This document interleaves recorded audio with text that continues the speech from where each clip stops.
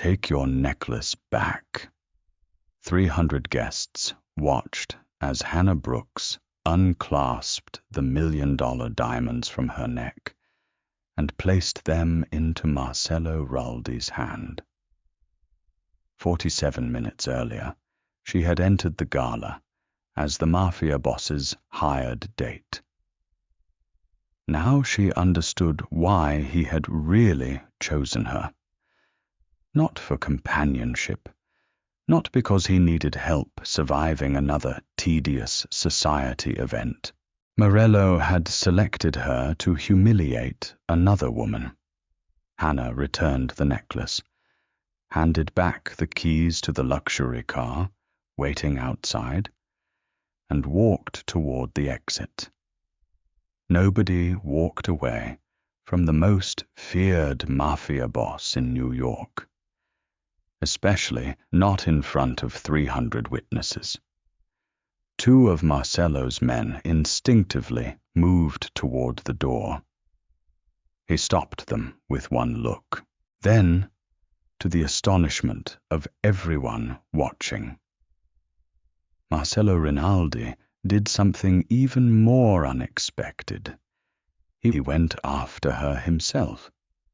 47 minutes earlier, Hannah Brooks had believed the evening would be easy money. 4 hours, 1 charity gala, 1 wealthy client who apparently required a woman capable of surviving a ballroom full of people who considered small talk a competitive sport. Hannah had handled worse assignments. As a professional event companion, she had attended weddings with recently divorced executives, awards ceremonies with painfully shy surgeons, and corporate dinners beside men who could negotiate billion-dollar mergers, but somehow forgot how chairs worked when an attractive woman entered the room. Morello Raldi, however, was different. She understood that before he said a word.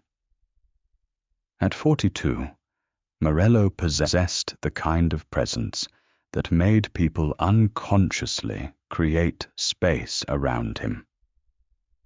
Exceptionally handsome, perfectly controlled, and publicly known as a billionaire with enormous interests in finance and real estate, he carried another reputation that polite society rarely discussed above a whisper: the Raldi crime family. Hannah knew enough not to ask questions. Her agency had given her simple instructions: attend the gala, help him appear socially approachable, avoid unnecessary attention, leave after 4 hours, professional, straightforward. Morello apparently believed so too. When Hannah arrived, he greeted her with the efficiency of a man beginning a board meeting. "The car will return you home at 11 and Kais. Good evening to you too." He paused. Hannah smiled pleasantly. Something almost imperceptible changed in his expression. Most people, she realized, probably became nervous when Morello Raldi looked directly at them. Hannah became curious. Before entering the ballroom, an assistant presented her with a velvet case containing a diamond necklace so extravagant, Hannah briefly wondered whether it came with its own security detail. "It complements the dress," Morello explained. Hannah examined him. "You say romantic things like a tax accountant." His assistant immediately looked away. Morello stared at her for 2 silent seconds. Then he almost smiled. Almost. That should have been Hannah's first warning. The evening began surprisingly well.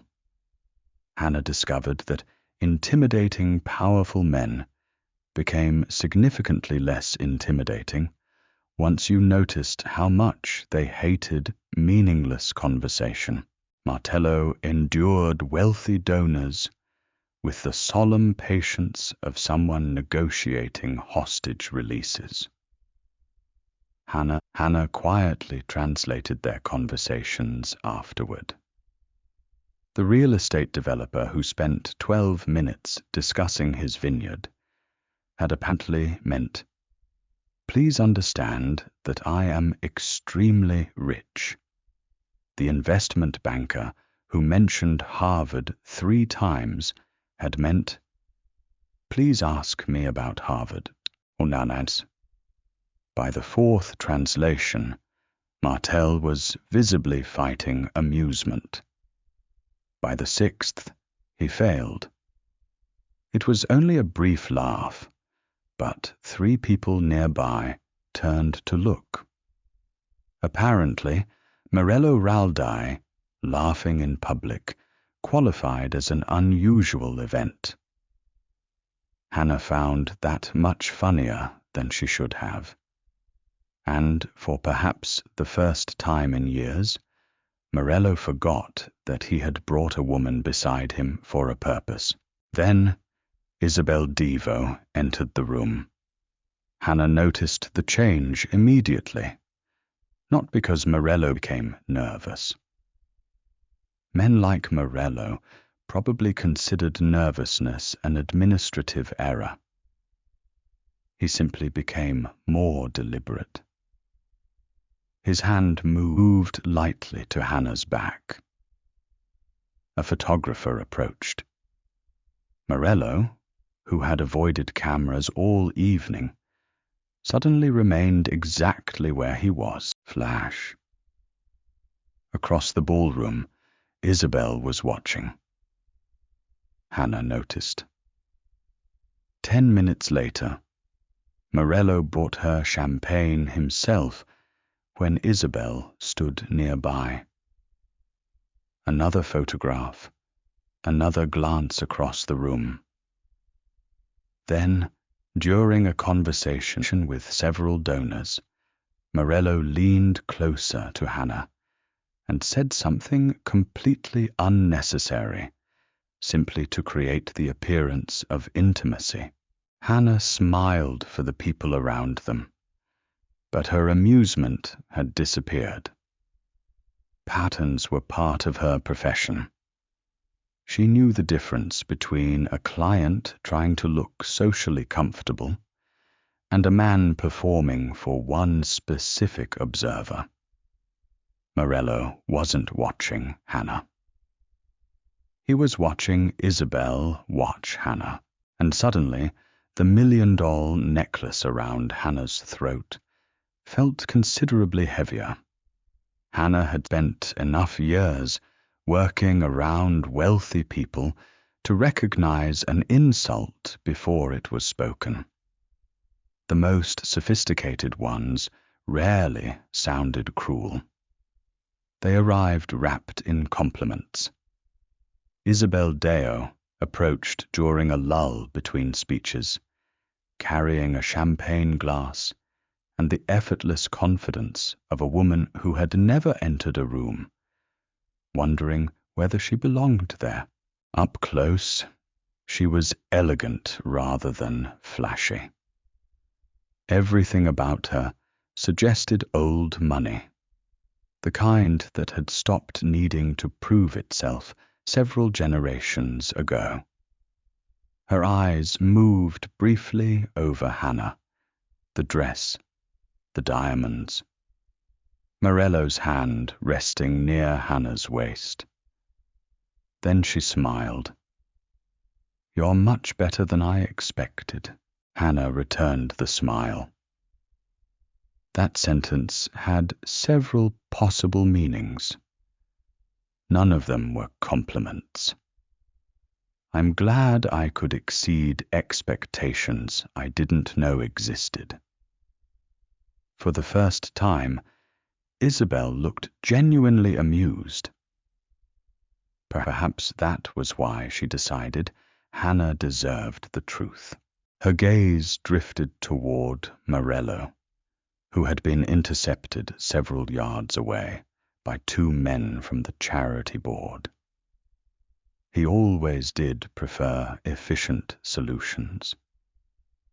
Hannah felt something settle quietly in her stomach. What problem am I solving? Isabel looked back at her. Oh, a perfect pause. He didn't tell you. There it was. Not information, a weapon disguised as sympathy. Hannah could have walked away. Instead, she waited. Isabel explained very little. She didn't need to.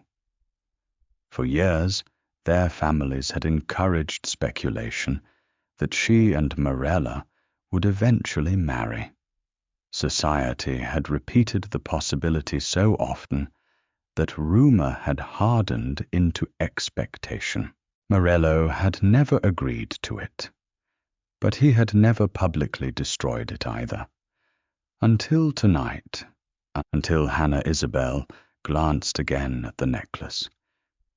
He could have brought anyone. Her smile remained perfectly civilized. A model, an actress, one of the women who usually circles men like him. Then her eyes returned to Hannah, but that wouldn't have made the point quite so unmistakable. Hannah understood, and Isabel knew she understood. Morello had not merely needed a date. He had needed contrast, someone unexpected enough that his appearance with her would destroy the social narrative surrounding Isabel in a single evening. Hannah's profession made the arrangement convenient. Her appearance made it visible, and nobody had thought it necessary to tell her that she had been hired as ammunition. For one ugly second, humiliation burned through her. Not because she was ashamed of her body, not because Isabel's opinion mattered, and certainly not because Hannah believed standing beside Morello Raldi somehow elevated her value. The humiliation came from realizing she had entered the room believing she understood the terms of the transaction. She had been wrong. She had agreed to perform companionship. She had not agreed to participate unknowingly in someone else's punishment. Across the ballroom, Morello looked toward her. Their eyes met. Hannah watched him glance at Isabel. That tiny movement confirmed everything. Morello excused himself from the men surrounding him. He began walking toward her.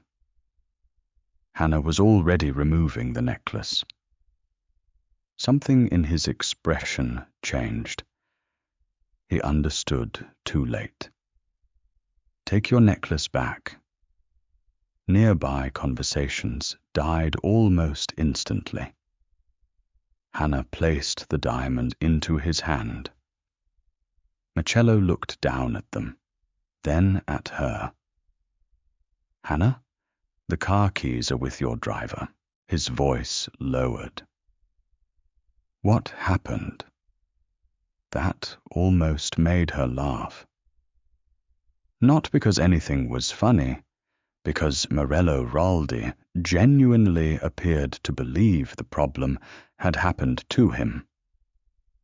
You should ask Isabel. Apparently, she knows more about my job tonight than I do.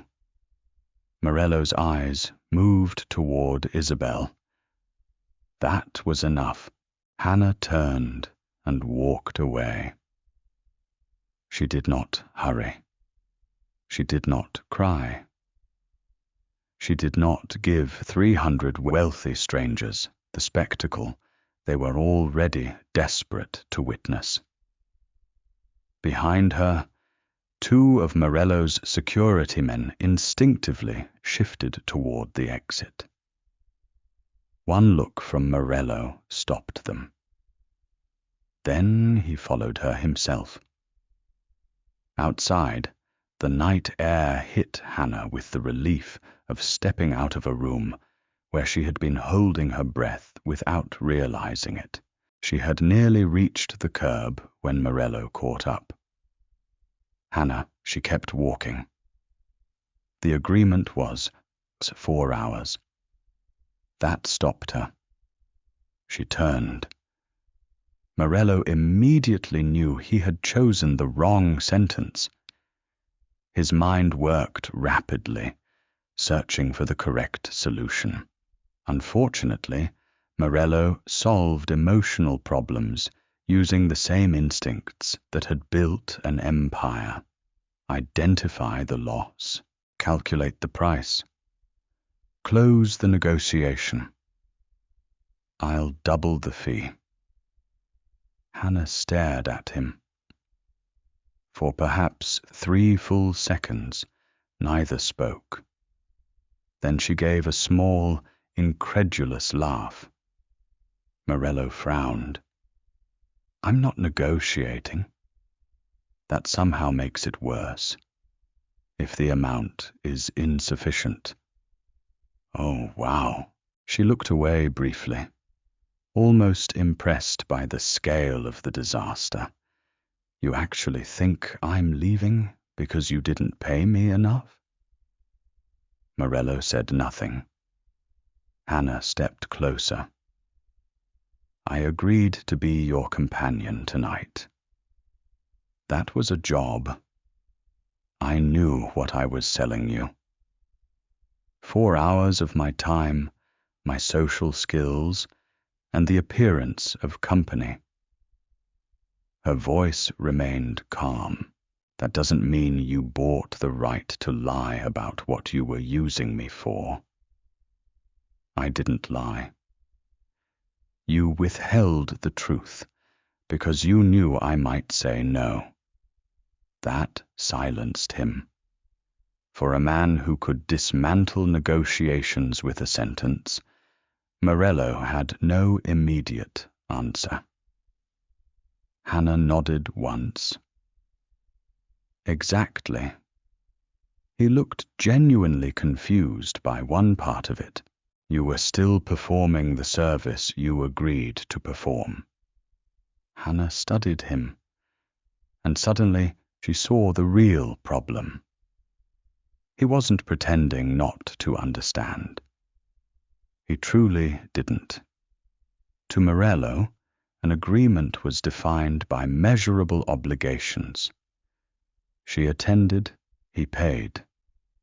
Neither had technically violated the contract. But Hannah lived in a world Markeel apparently had never needed to understand. A world where something could be technically permitted and still deeply disrespectful. A transaction doesn't cancel dignity, Morello.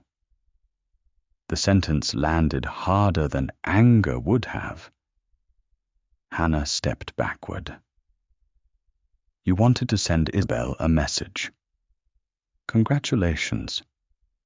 She got it. A taxi slowed near the curb. And now I'm sending you one. She opened the door herself. My time can be rented. She looked at him one final time. My self-respect can't. Then she left. Morello remained on the sidewalk as the taxi disappeared into Manhattan traffic. Behind him waited 300 guests, several influential families, dozens of cameras, and Isabel Devo. Strategically, the evening had succeeded. By morning, Nobody would seriously believe he intended to marry Isabel. The rumor he had wanted, destroyed, was finished. Morello Raldi had achieved exactly what he wanted. So it disturbed him considerably that for the first time in years, victory felt almost identical to losing. Martel Raldi didn't chase women. He also didn't obsess over failed conversations. When negotiations ended badly, he analyzed the mistake, corrected the strategy, and moved on. Hannah Brooks should have been no different. For the next 11 days, she was extremely different. Her final sentence followed him into meetings. My time can be rented. My self-respect can't. What bothered Morello most was not that she had embarrassed him publicly. People had challenged him before. Some had survived professionally. A smaller number had remained socially relevant afterward. What bothered him was the possibility that Hannah had been right. He had paid for a service and received exactly what the contract promised. Yet somehow he had still taken something he had never been given: consent to the purpose. The distinction irritated him because it could not be solved by examining paperwork. His consigliere, Luca Moretti, noticed the problem on day 4. Morello was reviewing property acquisitions when he stopped on an invitation to a children's hospital fundraiser. Normally, such invitations were handled by his charitable foundation. Morello donated money, other people attended. That arrangement had worked beautifully for years. Who is managing this event? Luca looked at him. The hospital. The event company. A pause. I can find out. Do that. Luca did. Hannah's agency was providing several professional companions for donors attending alone. Morello attended the fundraiser. He told himself this was coincidence. Luca did not insult either of them by commenting. Hannah saw Morello within 12 minutes. He was standing beside a pediatric surgeon, appearing deeply interested in a conversation about donor outreach. Hannah nearly walked into a waiter. Morello Raldi had once left a $75,000 charity dinner before dessert because, according to someone Hannah knew, he considered organized philanthropy inefficient theater. Now he was discussing balloon arrangements. Their eyes met across the room. Morello gave her a restrained nod. Hannah returned it. Neither approached. 3 days later, Morello attended an Arts Foundation dinner. Hannah was there too. 5 days after that, he appeared at a museum benefit. Hannah was beginning to suspect New York had developed a serious billionaire infestation. Morello always had explanations. The Raldi Foundation supported cultural institutions. His real estate group had interests near the museum. Someone important needed to discuss zoning. Each explanation was technically plausible. Together, they were ridiculous. His staff understood long before he did. Morello had begun asking questions no Mafia boss had ever needed answered. Which agency staffed the gala? Who was on the guest list? Was Brooks assigned? Which Brooks? There was only one Brooks. Morello still asked. Hannah, meanwhile, refused to make things easier for him.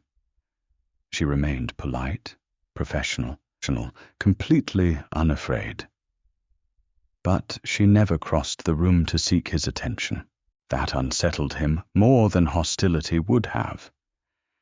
If Hannah had been angry, Morello could have apologized.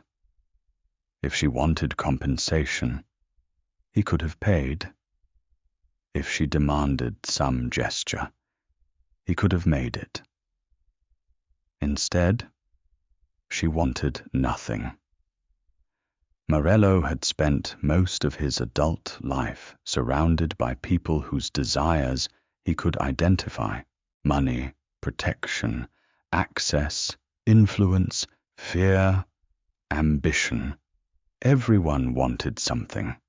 Hannah had walked away from him while owing him nothing and asking for less. That made her impossible to negotiate with, and increasingly impossible to ignore. Then came the Whitmore Foundation dinner. Hannah arrived on the arm of Daniel Mercer. Daniel was 38, successful, charming, and possessed the irritating social ease of a man who had probably never frightened a waiter accidentally. He had hired Hannah for the evening because his recent divorce had turned every formal event into an invitation for wealthy strangers to recommend eligible women. Hannah's job was simple: provide company, discourage matchmaking, help him enjoy dinner. She was very good at it. Morello knew all of this. He learned most of it within 9 minutes. Luca made the mistake of asking why. I like to know who attends events connected to our business interests. The man imports medical equipment. Exactly. Luca waited. Morello said nothing else. Across the ballroom, Daniel said something that made Hannah laugh.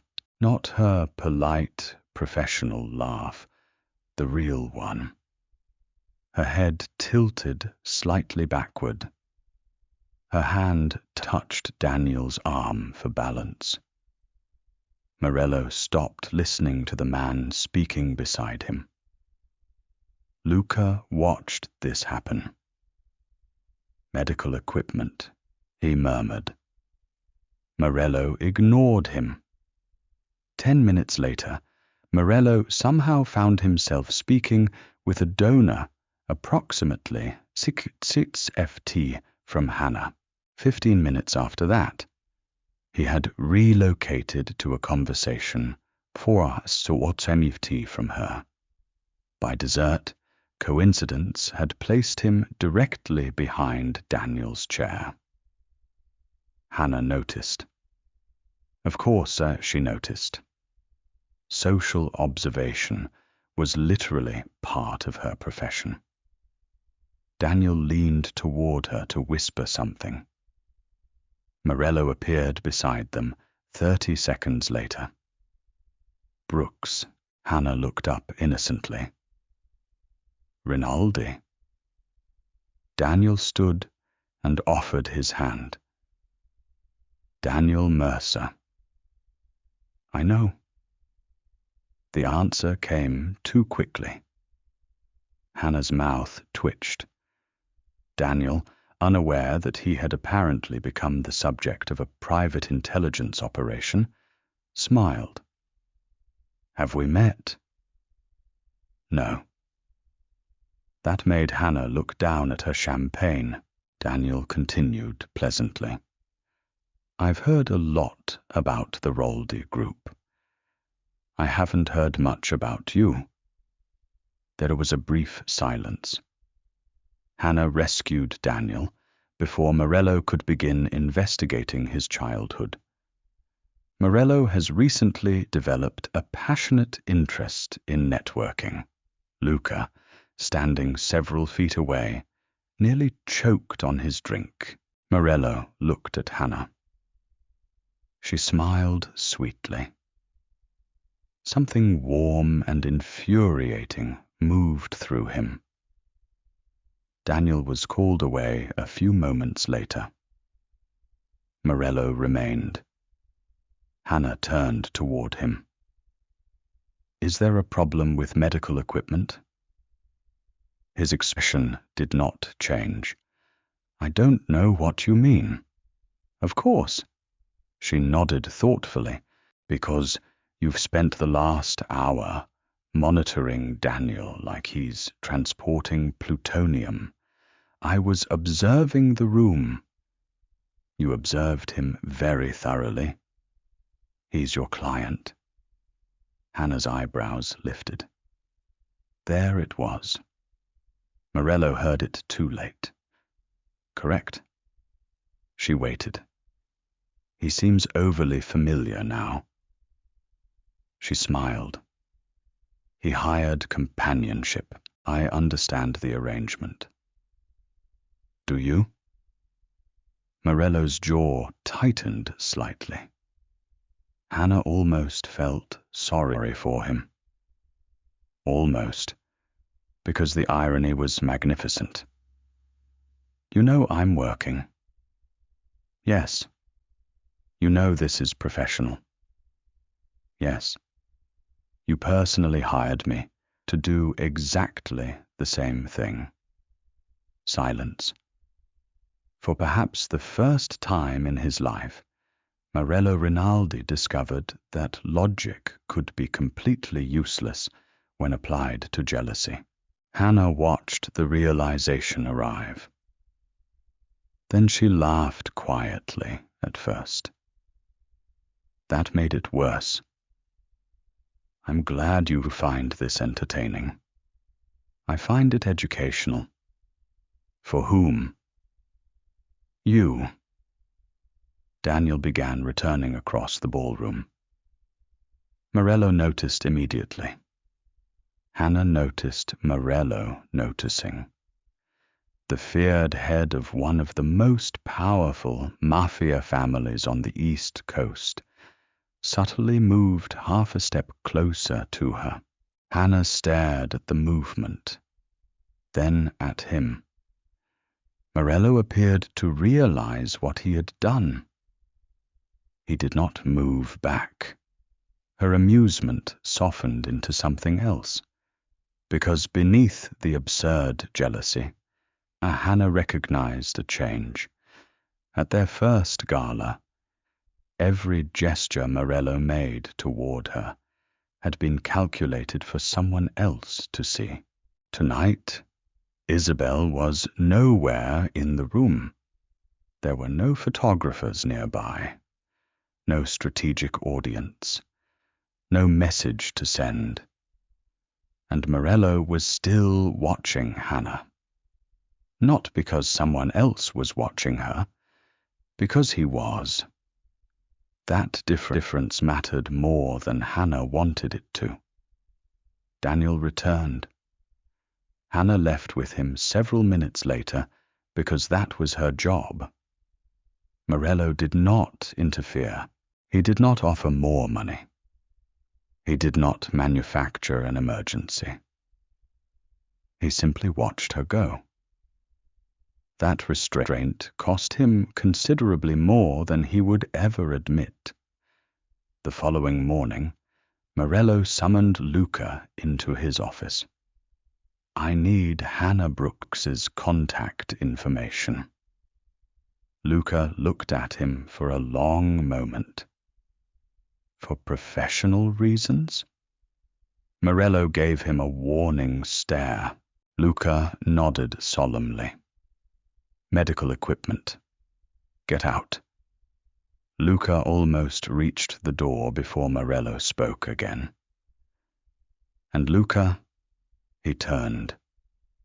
Morello hesitated. It was an unusual sight.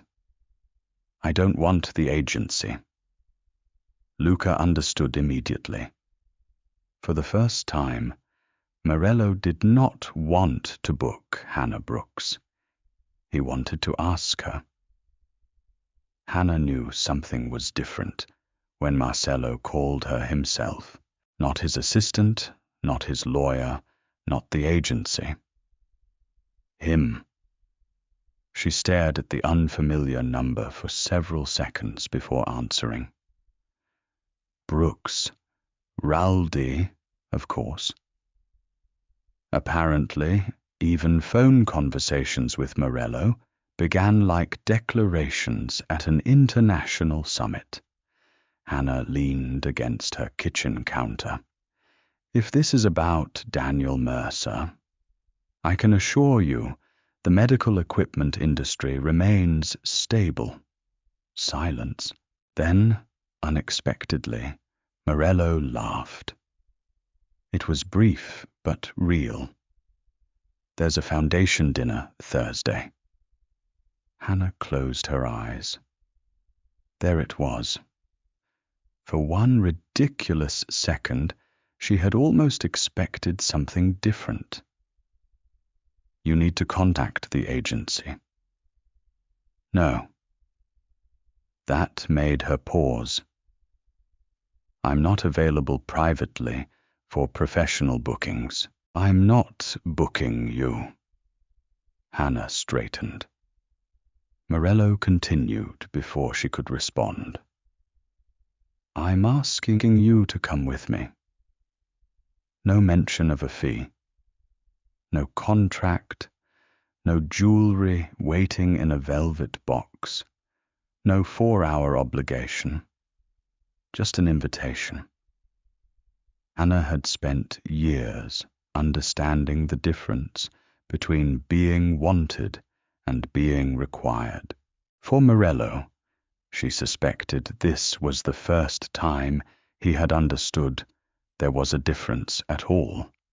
And if I say no, another pause, then you say no. That answer mattered more than flowers would have, more than an apology purchased with some spectacular gift, because the old Morello would have improved the offer. This one was leaving the decision untouched. Hannah agreed cautiously. Thursday evening began with another surprise. There was no necklace. A car arrived, but Marcello did not send it as an instruction. He asked whether she wanted one. Hannah declined. She took a taxi. Morello was waiting outside the venue when she arrived. He looked at her for a moment, longer than necessary. You look beautiful. Hannah blinked. That sounded almost human. I can withdraw it. There he is. Something near his mouth shifted. Their first evening together had been governed by terms. Arrival time, departure time, expected behavior, professional boundaries. Tonight, there was nothing, and strangely, that made both of them less certain what to do. Morello was accustomed to controlling rooms. Hannah was accustomed to knowing exactly what role she had been hired to play. Neither advantage applied now, so they had to do something considerably more difficult. They had to be themselves. Hannah discovered that Marcello disliked crowded elevators, but would never admit it. He discovered that she always stole the decorative chocolates from charity gift bags, because, in her opinion, anyone donating $10,000 to attend dinner had already paid enough for the chocolate. She learned he remembered every employee's name, despite pretending not to notice anyone. He learned she could identify the exact moment a wealthy man was about to begin an unsolicited story about his golf handicap. Their connection grew in details too small for anyone else to notice. At dinner, Marcel automatically pulled out Hannah's chair. Not because photographers were watching. There were none nearby. Later, when a server dropped a tray and several guests turned with irritation, Hannah was the first person to kneel and help. Morello watched her. She didn't make a performance of kindness. She simply helped because something had fallen. A few minutes later, Hannah noticed Morello quietly instruct the event manager not to reprimand the young server. He never mentioned it. Neither did she. That was how their relationship began changing, not through declarations, through observation. Morello started noticing what made Hannah comfortable. Hannah started noticing what Morello did when nobody important was watching. Weeks passed. Their encounters became more frequent. Sometimes there were formal events. Sometimes there weren't. Morello discovered that Hannah preferred neighborhood restaurants, where nobody cared who he was. This created logistical problems for a man whose security team considered spontaneous dinner plans an act of terrorism. The first time, Hannah suggested a tiny Italian restaurant in Brooklyn. Morello's security detail arrived 20 minutes early and occupied enough tables to make the place look like it had been seized by federal agents. Hannah walked inside, looked around, then looked at Marcello. This is subtle. Marcello glanced at the 6 enormous men, pretending not to watch them. They're being discreet. One of them had an earpiece. Another was examining every person entering the restaurant. Hannah nodded, practically invisible. The next time, Morello reduced the visible security. It was a small concession by ordinary standards. For him, it was revolutionary. He was learning to make room for Hannah rather than redesigning the world around her. And Hannah was learning something equally uncomfortable. She liked him. Not Marcello Roldi, the billionaire. Not the feared name whispered across ballrooms. Him. She liked the man who secretly hated olives, but ate them at business dinners because removing them seemed inefficient. The man who could remember the financial structure of a corporation after one reading, but once spent 10 minutes searching for glasses already in his hand. The man who had enormous power over everyone around him, and absolutely none over Hannah. Perhaps that was why he relaxed around her. She wanted nothing from his empire. One evening, after a charity auction, they remained alone on a quiet terrace while the event continued inside. For several minutes, neither spoke. Months earlier, Morello would have considered silence something to fill or control. With Hannah, silence felt different, comfortable. She rested her arms against the railing. Do you ever get tired of what? Being Morello Raldi? He looked at her. Nobody had ever asked him that. People asked about his businesses, his influence, his plans, his decisions. They asked what Morello Rinaldi could do for them, or what he might do to them. Nobody asked whether being him was exhausting sometimes. The answer was so quiet, Hannah almost missed it. She did not interrogate him. That was another thing he had begun to value. Hannah knew when curiosity became intrusion. She simply stood beside him. Morello looked through the glass doors at the ballroom. Everyone in there wants something. Probably.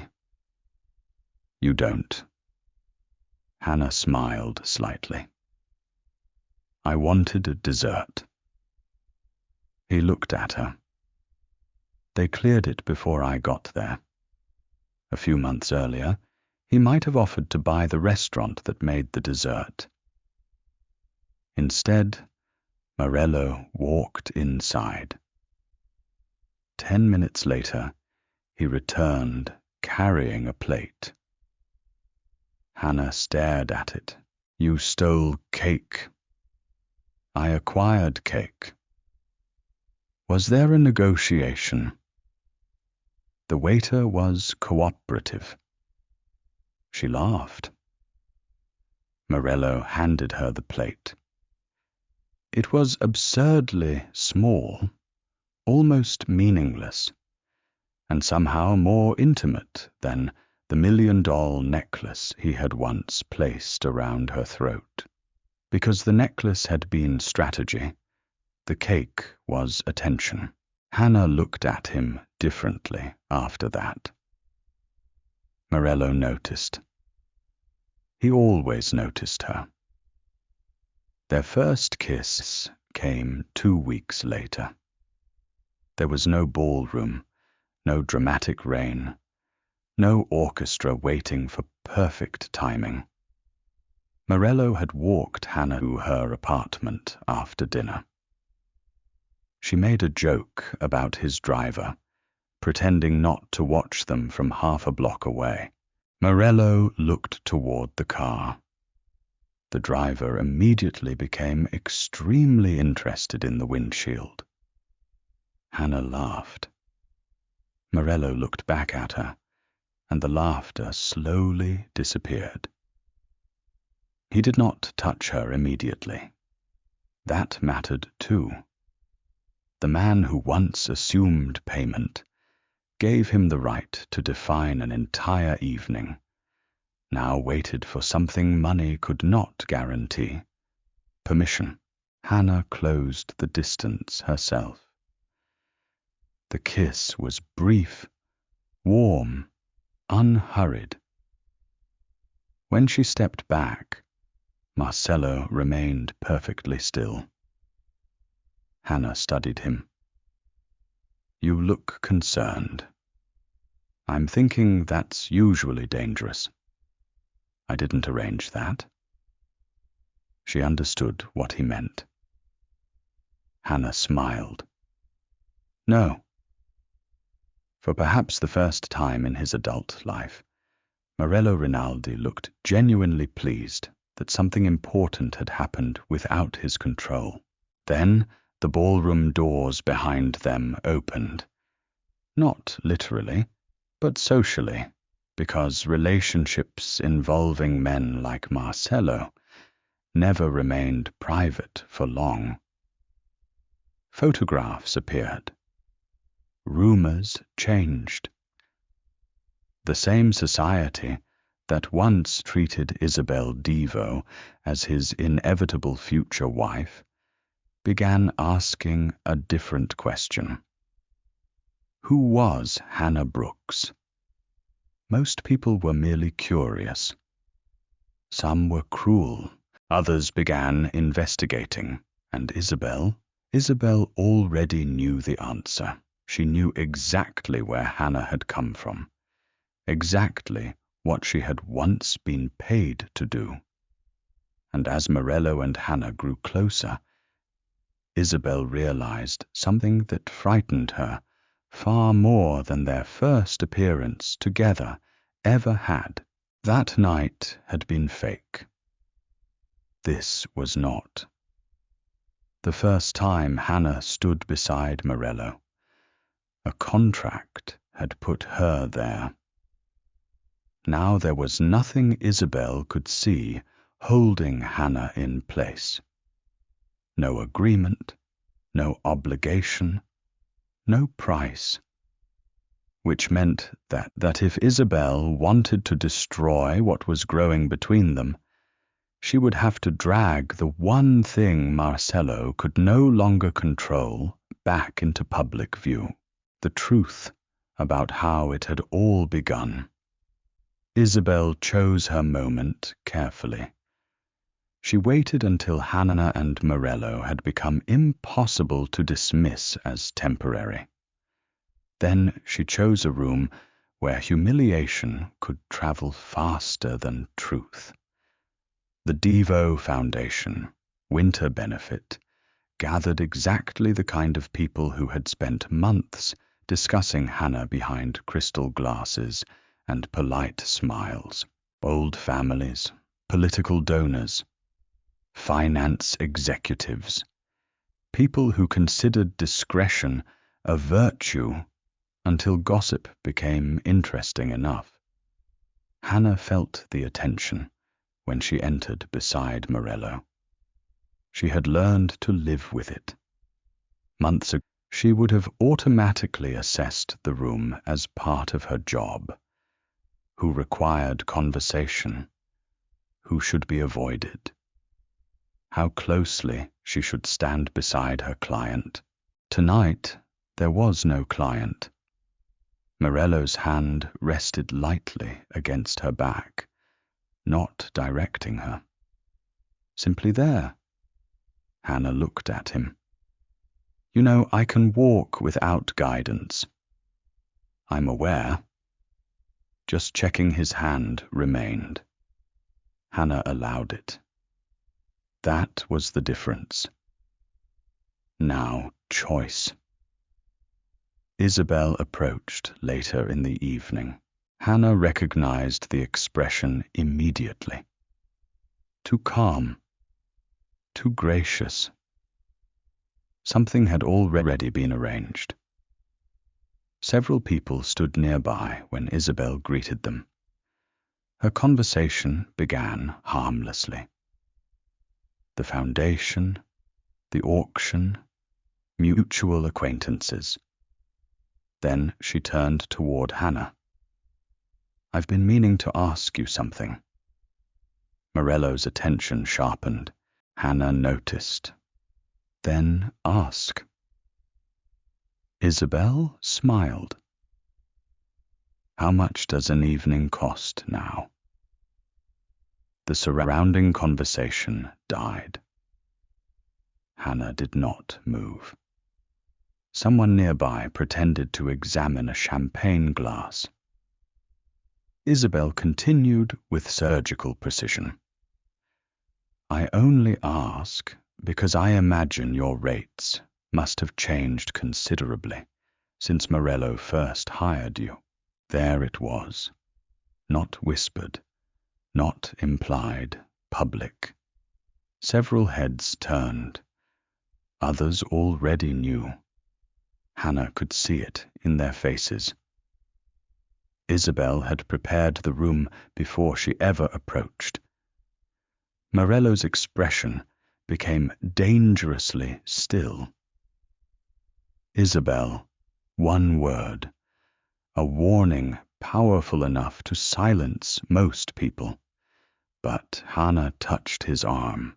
Morello looked at her. She shook her head once.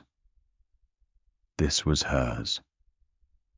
Isabel saw the movement. For the first time, uncertainty flickered across her face. Hannah turned toward the people watching. Yes, no excuse, no denial, no shame. Morello paid me the first time we attended an event together. The admission moved through the room more effectively than any defense could have. Hannah continued calmly. I worked as a professional event companion. I still do. Isabel's smile began returning. Then Hannah looked directly at her. I was never ashamed of honest work. The smile disappeared. Hannah could feel every eye on her now. Months ago, that attention might have made her want to escape. Tonight, she understood something. A secret only had power when someone else controlled how it was told. So Hannah told it herself.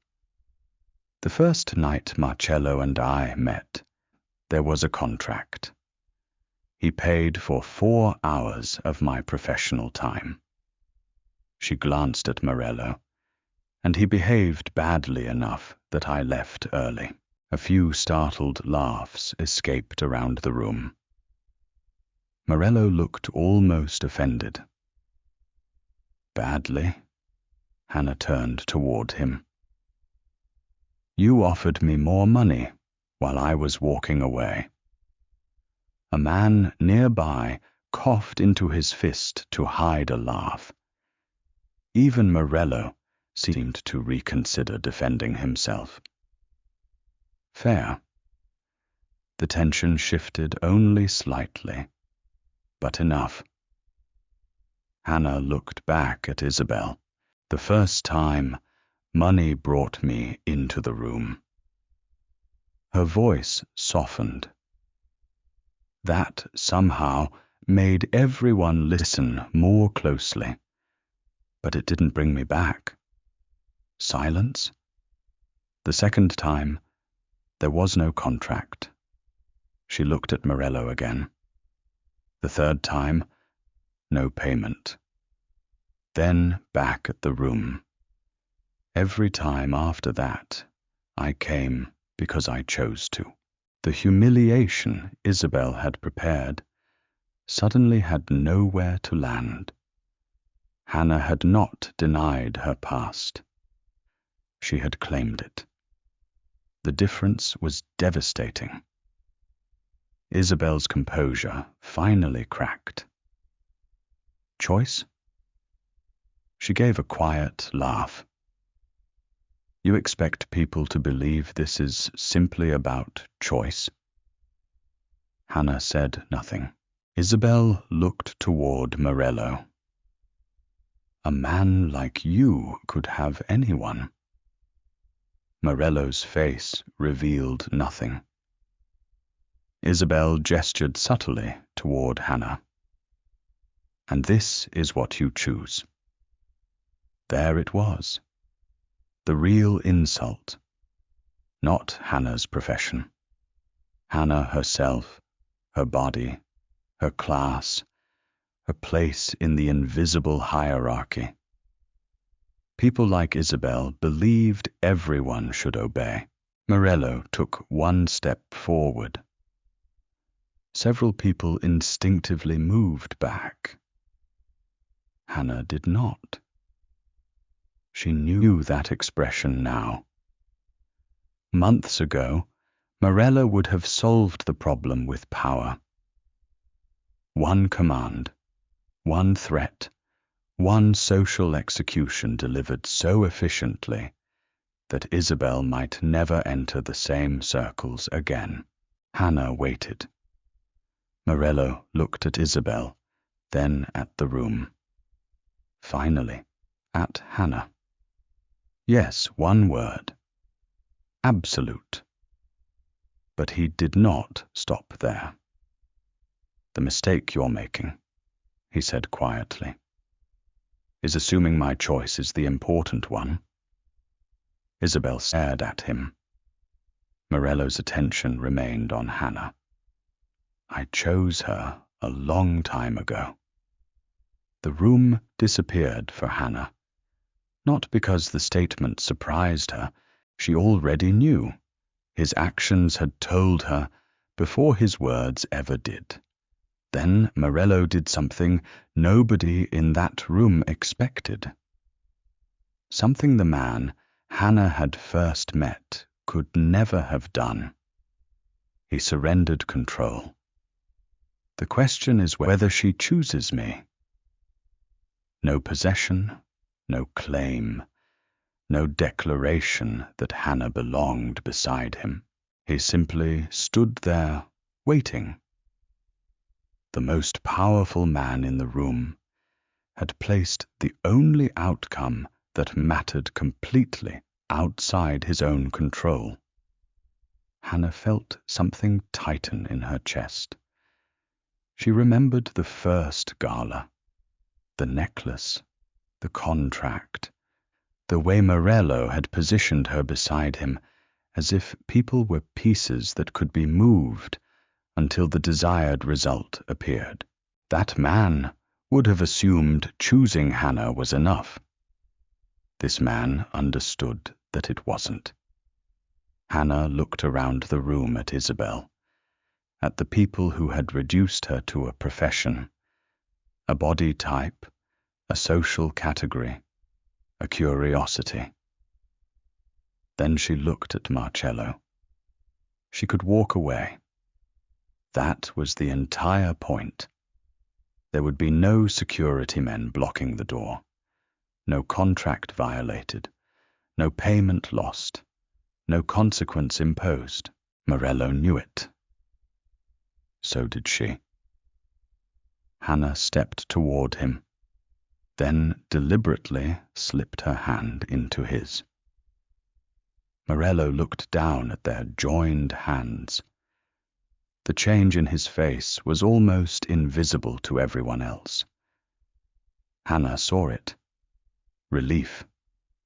The feared Morello Rinaldi, a man who controlled billions of dollars, hundreds of employees, politicians, businessmen, and an empire most people were afraid to name aloud, looked relieved because one woman had voluntarily taken his hand.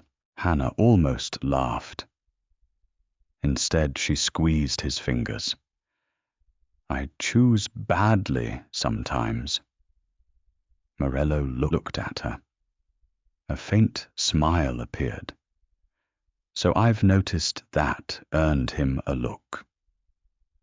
The room laughed. And just like that, Isabel lost the last thing she had tried to control. The story. She had intended to reveal that Hannah had once been purchased. Instead, everyone in the room had witnessed the exact opposite. A woman no amount of money could make stay, and a man powerful enough to command almost anyone, finally understanding why the one person he loved had to remain completely free to leave. 6 months later, Marcello Raldi had learned many things about relationships. He had learned that apologies worked better when they did not arrive attached to jewelry. He had learned that Hannah hated white roses, loved terrible detective shows, and could tell when he was pretending to listen while mentally conducting business. He had also learned that being in love did not cure jealousy. This became obvious at another charity gala. Hannah attended beside him. No contract, no agency, no borrowed diamonds. She wore a simple necklace she had bought herself years ago, and a dress she had chosen without consulting anyone in Morello's world. She also kept her career. That had surprised certain people. They assumed dating Morello Raldi would naturally end Hannah's need to work. Morello never asked her to stop.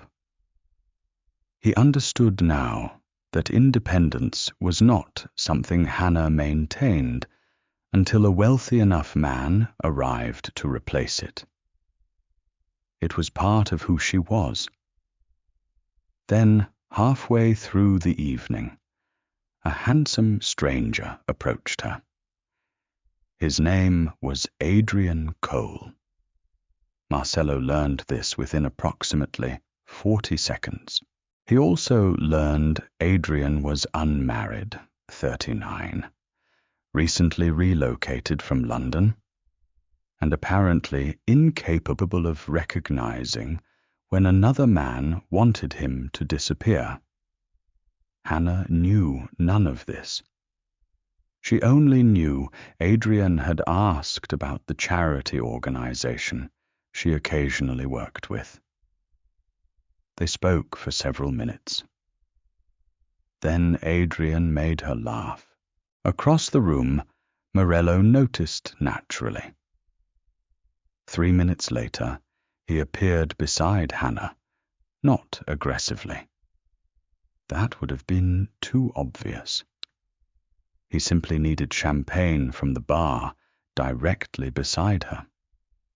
Despite there being another bar 20 ft away, Hannah noticed. She said nothing. Morello collected a drink he did not want and left. 7 minutes later, Adrian found Hannah again near the auction displays. Coincidentally, Morello developed an urgent interest in contemporary sculpture. He appeared beside them again. Hannah looked at him. Morello studied a bronze sculpture with extraordinary concentration. "You like that?" He glanced at it. "No." "Then why are you standing here?" "I'm considering buying it."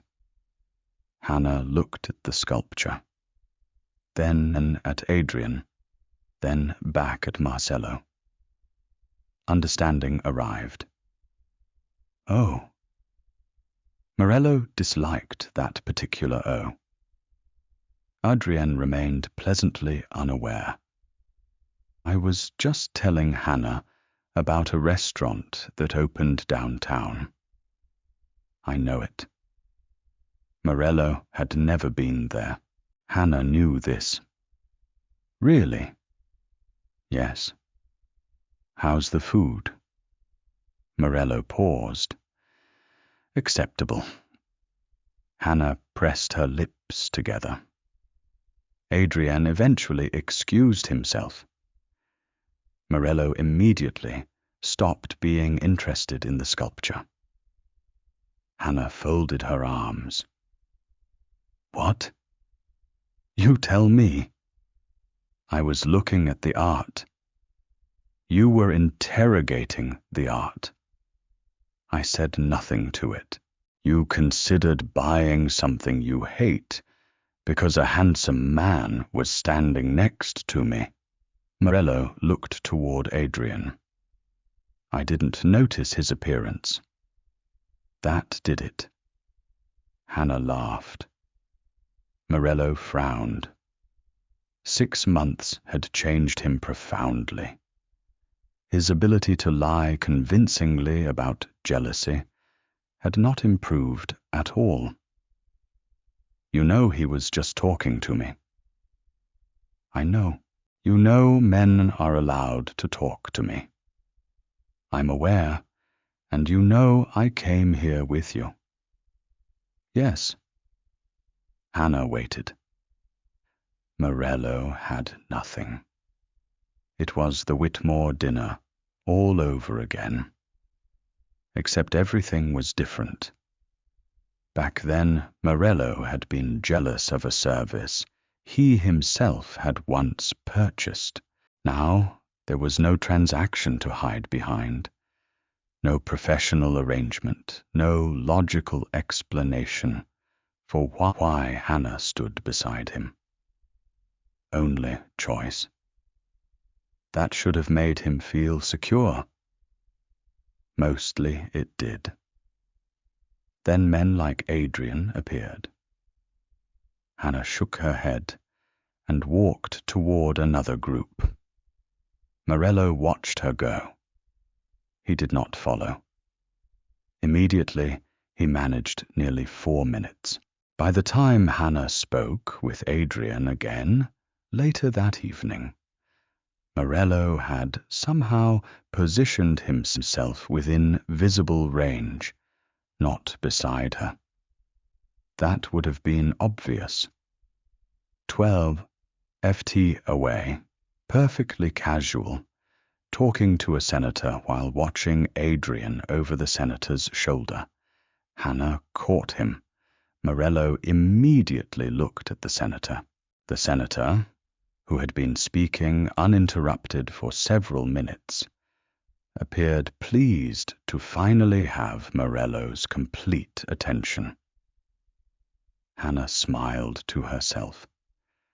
There was something strangely comforting about discovering that some things had not changed.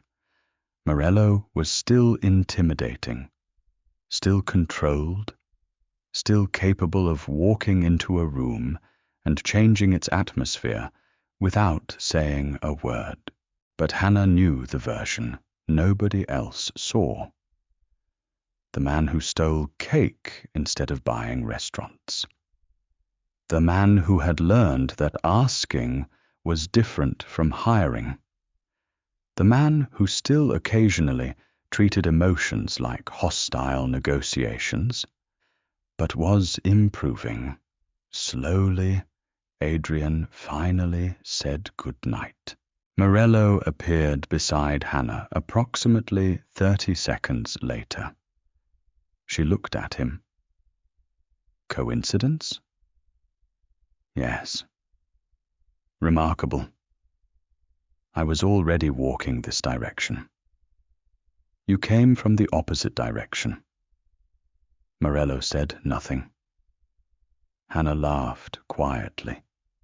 Then she reached for his hand. The effect was immediate. The tension disappeared from his shoulders. His fingers closed around hers. Hannah stared at him, then at their hands, and suddenly the entire absurd evening became something else. A memory returned. The first time she had stood beside Marcello Raldi, she had been paid. The diamonds around her neck had belonged to him. The car waiting outside had belonged to him. Her time had been defined by a contract. Even his attention had been partly manufactured for someone else to witness. Everything had been arranged. Now nothing was. The necklace Hannah wore belonged to her. Her career belonged to her. Her decisions belonged to her. And the hand-holding marshals had reached for him voluntarily. No contract required her to stay until 11. No payment depended on her smile. No agency expected a report tomorrow morning. She could release his hand, walk through those doors, get into a taxi, and Morello knew he had no right to stop her. That knowledge was precisely what made her staying meaningful. Hannah looked up at him. You know what's funny? Marcello immediately appeared suspicious. What? You control an empire. So I'm told thousands of employees. Yes, politicians return your calls. Some people cross ballrooms to avoid upsetting you. Morello waited. Hannah glanced toward the doors where Adrian had disappeared. But apparently, one attractive British man can destroy your emotional stability. He wasn't that attractive. Hannah laughed. There it was. Morello looked at her and despite himself smiled. Months earlier, he would have denied jealousy. Then he would have justified it. Then perhaps investigated Adrian until he found a reason to dislike him professionally. Now he simply tightened his fingers gently around hers. "Are you finished?" "Probably not," I assumed. They began walking toward the ballroom together. No photographers waited for them. Nobody important was watching. There was no Isabel whose reaction needed to be measured. No strategic purpose. Morello stopped suddenly. Hannah turned. He looked at her for a long moment. "I never thanked you for what?" "For leaving." Hannah's expression changed. Morello glanced down at their joined hands. "If you hadn't walked away that night, I would have believed the arrangement worked." Hannah said nothing. "I got exactly what I wanted." The rumors about Isabel had ended. The message had been delivered. The strategy had succeeded. And I was wrong about all of it. Hannah studied the man standing before her. This was perhaps the closest Morello would ever come to giving a speech about personal growth. She decided not to ruin it mostly. "So technically," she said, "I taught you an important life lesson." "Yes, you're welcome." Morello almost rolled his eyes. Hannah smiled. Then his expression became serious again. "I spent my entire life believing everything had terms." His voice was quieter now. Everything had a price. Hannah squeezed his hand. "Most things do." Morello looked at her. "But not this." No. That answer would once have terrified him. Now it gave the relationship its value. Morello could buy almost anything Hannah had once provided professionally. Company for an evening. A beautiful woman beside him at dinner. Someone to laugh politely at the correct moment. Someone to make photographs look convincing. Someone to stay until a contract said she could leave. But he could not purchase this. He could not buy the way Hannah knew when his silence meant anger, and when it meant exhaustion. He could not purchase the comfortable evenings when neither of them needed to impress anyone. He could not negotiate her laughter into existence. He could not command trust. And he could never pay enough money to make her choose him. That decision would always belong entirely to Hannah. Once that lack of control would have seemed like weakness. Now Marcello understood it was the only reason love meant anything at all. Hannah leaned closer. "You're doing it again." "What?" "Thinking too seriously." "I'm standing quietly." "You have a specific face." "I do not." "You absolutely do."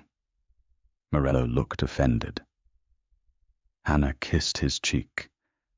Then she began walking, still holding his hand. Morello followed. The first time Hannah Brooks stood beside Morello Raldi, she was there because he had paid her.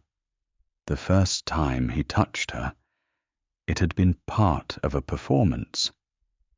The first time they entered a ballroom together, every detail had been arranged to create an illusion. But tonight there was no contract, No payment, no borrowed diamonds. Nothing required Hannah to stay. She could walk away whenever she wanted. Morello knew that now. More importantly, he respected it because money could purchase someone's presence. Power could demand obedience. Fear could create loyalty. But none of those things could create love. Love only became meaningful when the person standing beside you was completely free to leave. Hannah looked at Morello, then deliberately tightened her hand around his and stayed.